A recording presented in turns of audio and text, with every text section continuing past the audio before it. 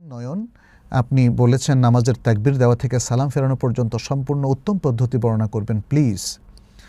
সালাত তো আসলে আমাদের মিম্মা তাআম্মু বিহিল বালওয়া, যেটা অ্যাভেইলেবল একটা অ্যাক্ট অফ ইসলাম, ইসলামের অত্যন্ত গুরুত্বপূর্ণ একটা রোকন, একটা আমল, সেটা আমরা আসলে সকলেই জানি। তবে সত্যি কথা বলতে কি জানা উচিত, কিন্তু জানি কি না এই গ্যারান্টি দেওয়াটা মুশকিল আমাদের অনেকের, যারা বিশেষ করে তলবুল ইলম নন এবং যারা আহলুল ইলম নন, যারা এই বিষয়ে পড়াশোনা করেননি, সাধারণ মুসলিম, তাদেরও কিন্তু সালাত এ টু জেড, যে তাকবীর থেকে সালাম ফেরানো পর্যন্ত জানা উচিত, কারণ এটা মিম্মা তাআম্মু বিহিল বালওয়া, সবাইকে প্রতিদিন 5 ওয়াক্ত সালাত পড়তে হয়। অতএব এটা জানাটা অপরিহার্য, এটা আদায় করাটা যেমন অপরিহার্য, আর জানা ছাড়া তো আদায় করা যাবে না, ফলে এটা জানাটা অপরিহার্য, ফরিদাতুম মিন ফারাইদিল্লাহ। আমরা অনেককে প্রশ্ন করে দেখেছি যে আসলে জানার পরিধিটা অনেকের খুবই স্বল্প, সেই জন্য হয়তো ভাই মামুন হাসান নয়ন আমাদেরকে এই প্রশ্নটা পাঠিয়েছেন। আমরা চেষ্টা করব খুবই সংক্ষেপে, দলিল খুব বেশি উল্লেখ করব না, শুধু আমলগুলো উল্লেখ করে আমরা এই প্রশ্নের উত্তর দেওয়ার চেষ্টা করব। তাহলে তিনি যখন সালাত শুরু করবেন, সে শুরুটা হবে তার অজুর পরে। অজুর পর থেকে আমরা বলছি, তার তহারাত আছে, তিনি তহের অবস্থায়, পবিত্র অবস্থায় আছেন, অজুর সাথে আছেন, সেটা জেনে নেওয়ার পরে আমরা বলছি কি করতে হবে তাকে। প্রথমে তিনি তার পুরো দেহটাকে কেবলামুখী করবেন, এভাবে বাঁকা চোকা হয়ে দাঁড়াবেন না, পুরো কেবলার দিকে তাওয়াজ্জুহ হয়ে তিনি কোনো ধরনের বাঁকা চাকা বা না হয়ে বা এদিক ওদিক এলতেফাত না করে, যেমন দেহটা ঠিক আছে কিন্তু মাথা তাকিয়ে রাখলেন এভাবে বা এভাবে, এটা হবে না। মাথা, চেহারা সহ পুরো দেহকে তিনি কেবলামুখী হয়ে দাঁড়াবেন। 2 নম্বর, তিনি সালাতের নিয়ত করবেন, যেই সালাতটা তিনি পড়তে যাচ্ছেন সেটা অন্তরে নিয়ত করবেন এবং মুখে কোনো নিয়ত উচ্চারণ করবেন না। নাওয়াইতু আন উসাল্লিয়া বলে এই ধরনের কোনো নিয়ত বলবেন না, কারণ এই ধরনের নিয়ত বলাটা রাসূল সাল্লাল্লাহু আলাইহি ওয়াসাল্লাম এবং সাহাবায়ে কেরাম থেকে এবং পরবর্তী উলামায়ে কেরাম থেকে, এমনকি 4 ইমামের কোনো ইমাম আবু হানিফা রাহিমাহুল্লাহ সহ কারো কাছ থেকে সাব্যস্ত হয়নি। পরবর্তীতে এগুলো আমরা কায়দা বগদাদিয়া বা অন্য খানে বেহেশতি জোরের মধ্যে পেয়েছি, যেটা উলামায়ে কেরাম সাধারণ মানুষের সুবিধার জন্য করেছেন, কিন্তু সেটাকে তারা এমনভাবে শিখিয়ে দিয়েছেন যেটা আমাদের উলামায়ে কেরাম বলেছেন যে এটা আসলে এইভাবে আমল করলে বেদাত হয়ে যাবে। 3 নম্বর যে কাজটি তাকে করতে হবে সেটি হলো তিনি নিয়তের সাথে সাথে আল্লাহু আকবার বলে তিনি সালাত শুরু করবেন এবং আল্লাহু আকবার বলার সময় তিনি তার 2 হাত কাঁধ বরাবর বা কান বরাবর উঠাবেন। 4 নম্বর হচ্ছে তিনি আল্লাহু আকবার বলে 2 হাত তুলে আল্লাহু আকবার বলে তিনি হাত বাঁধবেন। এই হাত বাঁধাটা তার দুরকম হতে পারে। 1, তার এই ডান হাতটা বাম হাতের উপর থাকবে, এই যে কাফের উপর থাকবে, অথবা দেরায়ের উপর থাকবে। কাফ বলতে এইটা, আর দেরায়ের উপর বলতে এই জায়গাটা। হ্যাঁ, তো এগুলো সহিহ হাদিস দ্বারা সাব্যস্ত। আচ্ছা, এরপরে তিনি কোথায় রাখবেন? এরপরে তিনি বুকের উপর রাখবেন, এইভাবে বুকের উপর রাখবেন।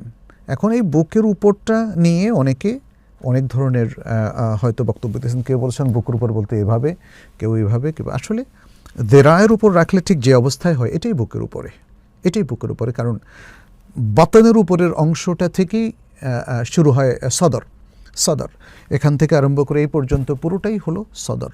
অতএব তিনি যে কোনো জায়গায় রাখতে কোনো অসুবিধা নেই। এখন আমাদের মধ্যে সমস্যা হচ্ছে অনেক সময় যে আমরা হয়তো ভাবি যে আমি যেভাবে রাখি তার বাইরে অন্য কেউ যেটা রাখুক সেটা দেখতে কেমন যেন লাগে, তাই না? মা'লুফ লাগে না আর কি। কিন্তু তারপরেও আমরা বলবো, যেহেতু বুখারীর হাদিসে দেরায়ের কথা বলা হচ্ছে, হাতটা দেরায়ের উপর রাখবেন, তাহলে অটোমেটিক এই সিচুয়েশানে চলে আসে। 5 নম্বর যেটা, এরপরে তিনি দুআউল ইস্তিফতাহ, আমাদের দেশে যেটাকে থানা বলা হয়, দুআউল ইস্তিফতাহ তিনি পড়বেন। দুআউল ইস্তিফতাহ যে কোনো 2টো তিনি পড়তে পারেন। এর মধ্যে একটি হচ্ছে আল্লাহুম্মা বা'id বাইনি ওয়া বাইনা খাতায়ায়া কামা বা'adta বাইনাল মাশরিক ওয়াল মাগরিব আল্লাহুম্মা নাক্কিনি মিন খাতায়ায়া কামা নাক্কাইতা الثوب الأبيض من الدنس اللهم اغسلني من خطاياي بالثلج والماء والبرد। আচ্ছা, এটা সহিহ মুসলিমের মধ্যে এসেছে। আর আরেকটা হচ্ছে যেটা আমাদের দেশে আমরা সাধারণ সানা হিসেবে বলে থাকি, সুবহানাকাল্লাহুম্মা ওয়া বিহামদিকা ওয়া তাবারাকা ইসমুকা তাআলা জাদ্দুকা ওয়া লা ইলাহা গায়রুকা। দুটোই শুদ্ধ, যে কোনো একটা পড়া যেতে পারে। এবং এছাড়াও আছে এছাড়াও আরও অনেকগুলো সানা আছে, যে কোনো একটা সানা আমরা পড়তে পারি যে কোনো এক সময়, তা না ওভার করতে পারি, এক এক সময় এক একটা, এটা পড়তে কোনো অসুবিধা নেই। 6 নম্বরে যে আমলটা আমরা করব সেটি হচ্ছে আউযু বিল্লাহি মিনাশ শাইতানির রাজিম পড়া। 7 নম্বর হলো বিসমিল্লাহ পড়া এবং সূরা ফাতিহা পড়া। বিসমিল্লাহ পড়া এবং সূরা ফাতিহা পড়া। সূরা ফাতিহা শেষে বলবে আমিন। এটা সালাতের মধ্যে আমিন মানে আল্লাহুম্মা ইস্তাজিব, হে আল্লাহ কবুল করো। আচ্ছা, সূরা ফাতিহা সর্বাবস্থায় পড়ার মতটি শক্তিশালী। চাই তিনি ইমাম হন তাহলে তো পড়তেই হবে, কারণ ইমামকে তো সূরা ফাতিহা বাদ দেওয়ার কোনো সুযোগ নাই।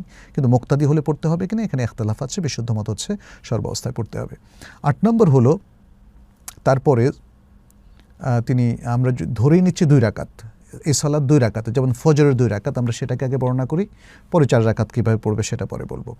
তাহলে এরপরে এটা প্রথম রাকাত, তো এরপরে সে সূরা ফাতিহার সাথে মা তায়াসসারা মিনাল কোরআন, কোরআনের যে কোনো একটা সহজ অংশ সে মেলাবে। কতটুকু অংশ এটা আসলে ওইভাবে ডিফাইন করা নেই। 1 আয়াত হতে পারে, 2 আয়াত, 3 আয়াত, আরও বেশি হতে পারে। কেউ কেউ বলেছেন যে বড় 1 আয়াত অথবা ছোট 3 আয়াত। আসলে এই ব্যাপারে মুক্তাদি স্বাধীন, এটাই হলো বিশুদ্ধ কথা। আর এই মেলানোটা কি ওয়াজিব নাকি সুন্নাহ, এটা নিয়ে উলামায়ে কেরামের ইখতিলাফ আছে। অধিকাংশ উলামায়ে কেরাম এটাকে সুন্নাহ বলেছেন, আর কেউ কেউ এটাকে ওয়াজিব বলেছেন, অর্থাৎ অন্য সূরা মেলানো। 9 নম্বর হচ্ছে তারপরে সে যখন সূরা শেষ করবে রুকু করবে। রুকুটা হচ্ছে মাথা ঝুঁকিয়ে 2 হাত হাঁটুর উপর রাখা এবং তার পিঠ এবং মাথাকে সমান করে ফেলা। হ্যাঁ, তো এক্ষেত্রে কি করবে সে? রুকুতে যাওয়ার সময় সে 2টো হাত উঠাবে, এটাকে রাফউল ইয়াদাইন বলা হয়। তার কাঁধ বরাবর অথবা কান বরাবর সে 2 হাত উঠাবে।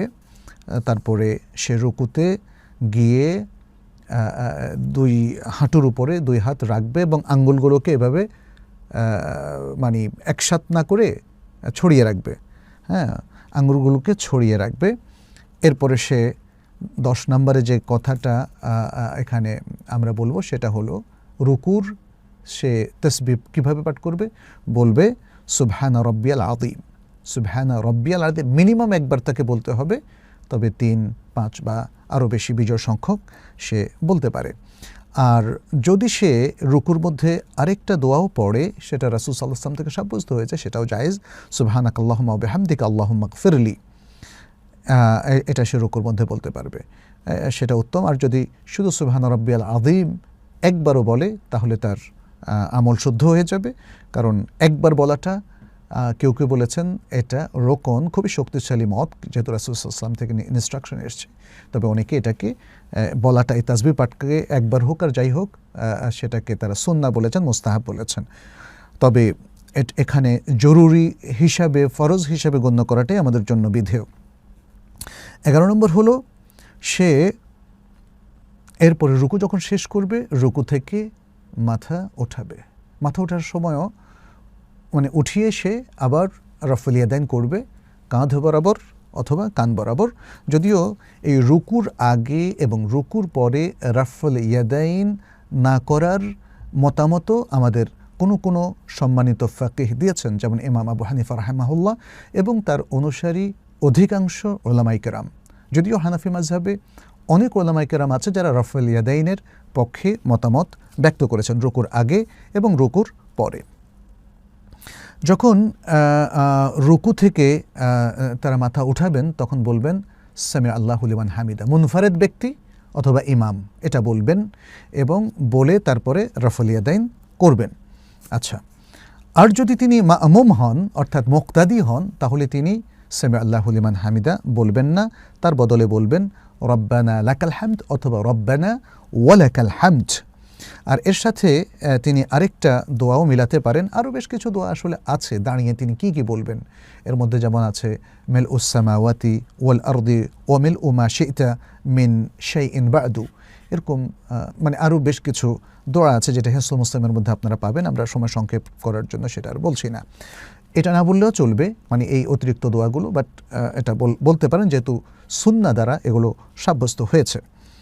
আচ্ছা, তারপরে 13 নম্বর হলো তিনি খুশুরের সাথে, খুশুর এবং খুদুরের সাথে এরপরে আল্লাহু আকবার বলে সেজদাতে চলে যাবেন, সেজদাতে চলে যাবেন এবং 7টা অঙ্গের উপর সেজদা করবেন। সে 7টা অঙ্গ কি? কপাল,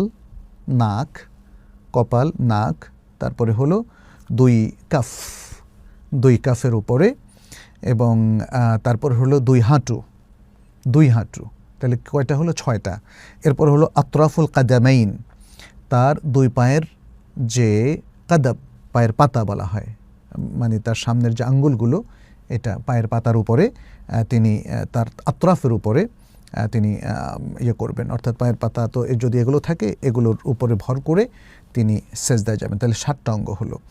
এবং এক্ষেত্রে তাকে মনে রাখতে হবে তার 2 পাশের যে পাঁজর, এটাকে যেন তিনি একদম এভাবে না করে বরং একটু ফাঁক রাখেন, এবং তিনি যেন তার এই 2 যে দেরা, এখান থেকে এই পর্যন্ত এটা হলো দেরা, এটাকে জমিনের উপর যেন বিছায়া না দেন, বরং এটাকে যেন উত্তোলিত করে রাখেন। এবং তিনি তার আঙ্গুলগুলোকে, তার হাতের আঙ্গুল এবং পায়ের আঙ্গুল সবগুলোকে তিনি কেবলামুখী করে রাখবেন। 14 নম্বর হলো সেজদার মধ্যে তিনি কি বলবেন?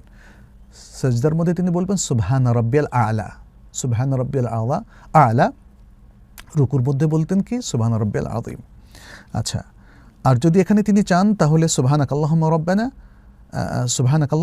ওয়া বিহামদিক আল্লাহুম্মা ইগফিরলি, সেই রুকুর মতো এখানেও এটা তিনি বাড়াতে পারেন, আরও কিছু বাড়াতে পারেন, যেটা রাসূল সাল্লাল্লাহু আলাইহি ওয়াসাল্লাম থেকে বিভিন্ন সহিহ হাদিসে সাব্যস্ত হয়েছে। 15 নম্বরে তিনি সেজদা থেকে মাথা উঠাবেন আল্লাহু আকবার বলে, এবং 16 নম্বরে তিনি 2 সেজদার মাঝখানে বসবেন।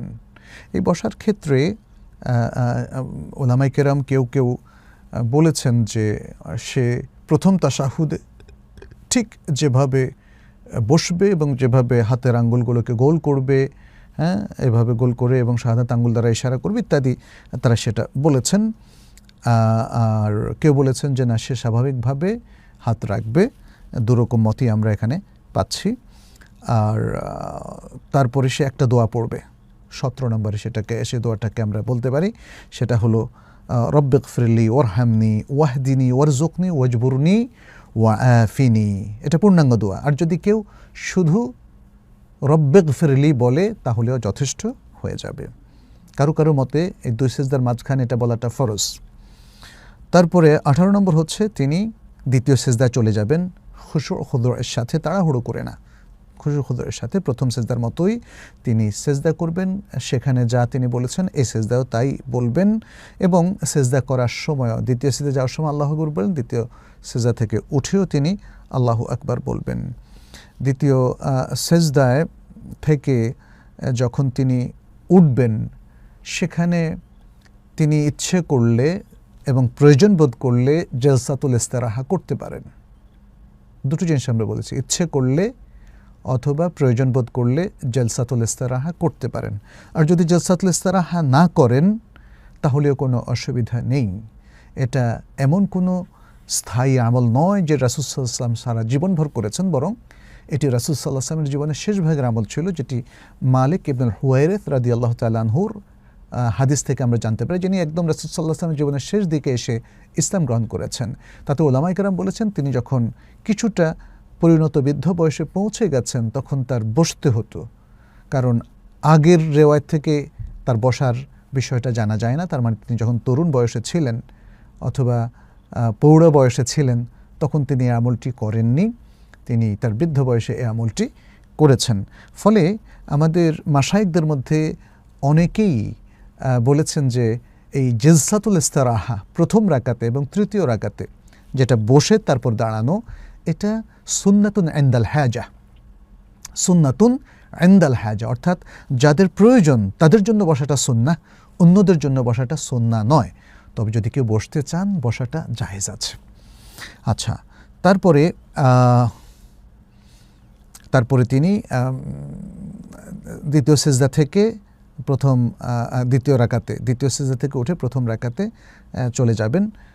যখন দ্বিতীয় রাকাত শুরু করবেন তখন এখন আর কিন্তু কোনো তার দোয়াউল ইস্তিফতাহ নাই, ওই যে সুবহানাকাল্লাহুম্মা ওয়া বিহামদিকা ওয়া তাবারাকা ইসমুকা ওয়া তাআলা জাদ্দুকা ওয়া লা ইলাহা গায়রুক, এটাও বলতে হবে না, কোনো দোয়াউল ইস্তিফতাহ বলতে হবে না।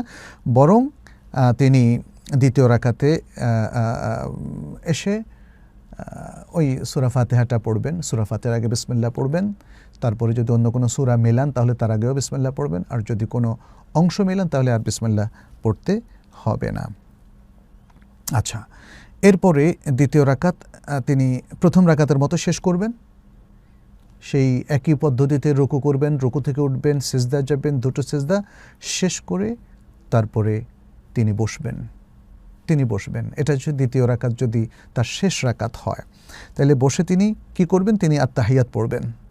তারপরে মানে যদি এই রাকাতে তিনি সালাম ফেরান তাহলে তিনি দুরুদও পড়বেন, যেটাকে দুরুদ ইব্রাহিমে আমরা বলি, আল্লাহুম্মা সাল্লি আলা মুহাম্মাদ।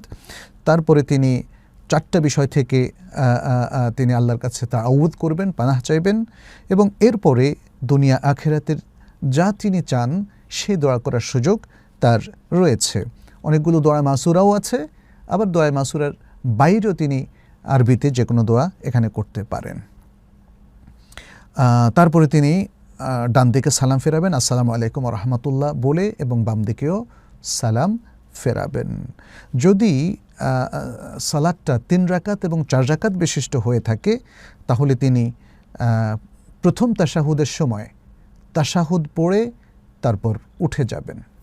তাশাহুদের পরে তিনি দুরুদ পড়বেন না, যদিও কিছু কিছু হাদিসে পাওয়া যায় রাসূল সাল্লাল্লাহু আলাইহি ওয়াসাল্লাম কখনো কখনো প্রথম তাশাহুদেও তাশাহুদের পরে দুরুদ পড়েছেন। তবে অনেক উলামায়ে কেরাম বলেন যে এটা পড়া যাবে না, এবং অনেকে বলেন যে না পড়াটাই হচ্ছে উত্তম। কেউ বলেছেন যদি পড়ে তাহলে সৌসিজদা করতে হবে, তবে আমরা আমাদের শায়েখদের অনেককে দেখেছি তারা বলেছেন যে যদি পড়ে সৌসিজদা করতে হবে না। আচ্ছা, তারপর তিনি উঠে যাওয়ার পরে তৃতীয় রাকাত পড়বেন। যদি মাগরিবের নামাজ হয় তৃতীয় রাকাতের পরে তিনি আবার বসে যাবেন। তৃতীয় রাকাতে তিনি সূরা ফাতিহার পরে অন্য কোনো সূরা মেলাবেন না। আর তারপরে তিনি শেষ রাকাতে বসবেন, অর্থাৎ তার যদি তৃতীয় রাকাত হয় এখানে বসে যাবেন দ্বিতীয় জলসায় বা জলসা আখিরা, যেটা তাশাহুদুল আখির বলা হয়। আর যদি তিনি চতুর্থ রাকাতও পড়েন তাহলে একই পদ্ধতিতে তৃতীয় রাকাতের মতো একই পদ্ধতিতে পড়বেন, শুধু তৃতীয় রাকাতের পরে তিনি চাইলে জলসাতুল ইস্তিরাহা করতে পারেন, আবার না করেও তিনি দাঁড়িয়ে যেতে পারেন, কোনো অসুবিধা নেই। এখন তিনি এই শেষ রাকাতে এসে যখন দুটো সিজদা শেষ করে বসবেন, এটা হলো তাল আল জলসাল আখিরা। যদি 4 রাকাতওয়ালা বা 3 রাকাতওয়ালা নামাজ হয় তাহলে প্রথম জলসায় প্রথম তাশাহুদে তিনি পাটা দাঁড় করিয়ে রাখবেন এবং বাম পায়ের উপরে তিনি বসবেন। আর যদি শেষ জলসা হয় তাহলে তিনি সেখানে তাওয়াররুক করবেন। তাওয়াররুক হচ্ছে ডান পা দাঁড় করিয়ে রেখে বাম পাটা তার ভেতর দিয়ে বের করে দেওয়া, এবং তিনি তখন মাটির উপরে বসবেন।